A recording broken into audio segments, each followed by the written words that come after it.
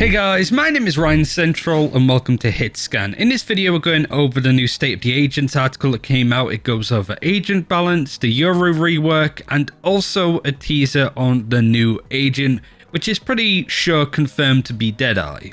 You can use the timestamp if you want to skip around. I don't actually want to start with the comments made on Jett and Skye. I want to talk about the balance outlook and also changes to the devs' philosophy on balance, which is quite interesting to hear in an article like this. In regards to balance outlook, they say, we just came off the heels of watching Stage 3 Masters. Yes, it was awesome. So now is the time we digest all of the playstyles, strats, etc. from the tournament and see what changes could or should be made based on those higher tier games. And I think that is a big impact. A lot of people looking at the big tournaments and thinking, right, this is where the balance changes are coming in. They're really using this event as a way to stress test a lot of the high tier stuff. How popular is Jett? How popular is Skye? And kind of going off the back of that. And also what agents aren't popular. Brimstone, Yoru, even Phoenix could do with a bit of a touch-up. But this is the philosophy change. It has to do with ability efficacy and the exploration around that. We don't have anything in the immediate future to discuss, but more giving you all visibility on some ways on how we're updating our thinking. Currently, we're doing some deep dives into ability efficacy. This is stuff like once a flash is used, how often do people take an angle? And if fragile is applied, how often does that lead to damage being dealt?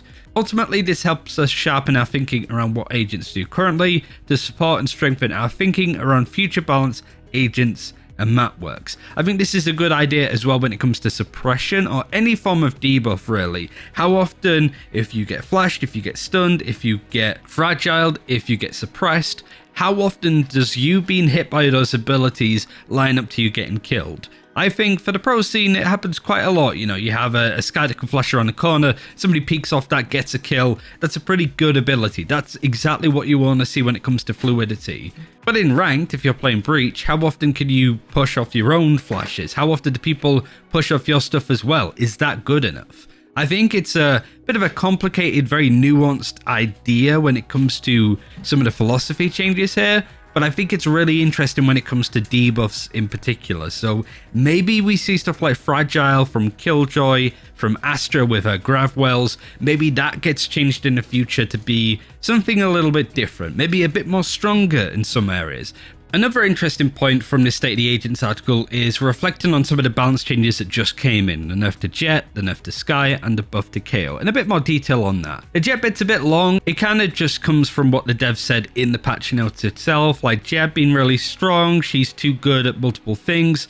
Jett should be an agent that capitalizes on high mechanical skill outputs. So stuff like the right click and just being able to use that isn't really in line with Jett's identity as an agent. Also, the lack of cloud bursts. One important thing to measure is that we know that there are many angles to consider around Jett in her current state. But once these changes go out, we'll keep a close eye and evaluate if any additional adjustments are needed. I think it's an important thing to look at. I think there was a lot of disappointment when it comes to the Jett changes. People expecting more, maybe not as many band-aid fixes, but also you have to look at it in the sense of we have other pro tournaments coming up. So changing a big agent like Jett is going to break the game for a little bit. So you have to pick your timings when it comes to massive changes to Jett. But I also think that really when it comes to Jett as an upper, there's no competition. Nobody else is as good as her. Her dash is still really strong, but it should be. That's what Jett is meant to be. But I do think that there's some other areas that they could really go for. All of these are just pushing the needle in various directions to see what happens. So if you're not happy with the Jett changes, I'd still stick around. I think she's going to be hit by more bigger changes in the future. But I'm not against some changes being made as opposed to waiting more months to see Jett being completely reworked, for example. I think that's more evident when you get onto Kayo and Skye. In some ways, even the smallest tweaks could result in big differences when it comes to the impact of flashes. So you'll see in patch 3.6, we provided some light touches to these two initiators. The goal here is to increase Kayo's viability and reduce some of the frustrating parts of playing against the Skye, like how fast she can capitalize off her flashes. If the tweaks are not enough, we'll move the needle again around to see when it gets into a good spot. It's the same thing. We're going to change something because it's been 2 months since we've done anything in regards to balance changes, but we're not going to completely nerf Skye to the ground where she's not good again, because we just end up in metas that we were in previously. And if Kayo could be more popular, then maybe Breach can as well. I just think overall there's going to be some bigger changes years down the line, but I like this direction that really dissuades from people picking Skye to maybe playing a bit more KO Breach. But now we get to the juicy stuff towards the end, the first of which being an update on the Yoru rework. For those who don't know, Yoru was meant to get some pretty massive changes to his kit in Act 3, but the devs have actually said that they're holding off on this and they're indefinitely suspending any changes to Yoru. The devs go into a bit more detail. We wanted to do some stuff on the design front with Yoru. We're in the middle of gathering additional resources needed to support these changes. It's not the most exciting update, but we wanted to let you know that Yoru isn't collecting dust in the shop somewhere. Apologies to our Yoru mains, we really appreciate your patience on the delay here. You know, kind of disappointed, but some news is better than no news overall, I'd say. I think the main thing overall is middle of gathering additional resources. So maybe these changes to Yoru weren't looking to be that big in regards to how his kit might change, but now they actually have to request more assets, more art, more animation, maybe even just more technology to allow these changes to work with Yoru. Who knows? He's obviously going to be a 200 IQ agent when it comes to some of the stuff you could do, so it wouldn't surprise me if a lot of this kit is being dramatically changed with some interesting and creative ideas. I don't necessarily want to get people's hopes up when it comes to, oh yeah, Yoru's getting massively changed, every bit of his kit is going to be completely different, but I do think there's going to be some interesting stuff to come in the future, but it could be a while before we see it, unfortunately. And of course, the thing that we've all been waiting for, a bit of an update on the new agent. Since it's been a while since Rubber Boy Kayo came out neutralizing Radiance, we've been refining our upcoming agent. We took a step back and thought about different ways to provide another Sentinel to the roster. A Sentinel that focuses on mechanical outplays with an additional focus on gunplay into the mix for an extra flourish. We won't reveal much more, just know that once you achieve that dream moment, it will be magnifique. So let's go over the obvious stuff first. It's a Sentinel, focuses on mechanical outplays, focus on gunplay with extra flourish. The interesting thing though is the magnifique term. Now we know for a fact that there has been a French agent teased. That is the voiceover that you hear actually in the back of the Fracture trailer. Incredible that something so small can create such opportunity.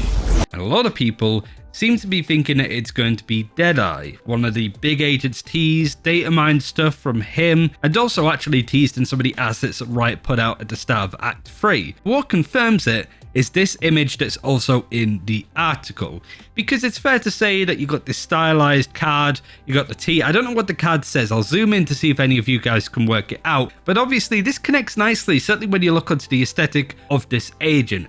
Very suited up, the same color scheme, the same aesthetic overall. So it really does seem that this agent that was teased all that while ago at the start of Act 3 is DEADEYE, is the next agent, and is going to be a Sentinel. Certainly when you look at his kit as well, he has this massive gun. It's either a sniper rifle or similar to Ash's gun from Overwatch, just a gun that's very good at firing from a distance, to say the least. But you know, you look at the aesthetic and you reread some of the aspects, mechanical outplays, focus on gunplay, and extra flourish. It certainly seems that whilst he's going to be a Sentinel, he's going to have bits of utility that gains information and stops you going in certain directions, tripwires, alarm bots, those kind of things. No doubt this agent is going to have it, but I do think that this gun is going to be a big part of his kit. Maybe his ultimate is just firing a shot that goes through the map.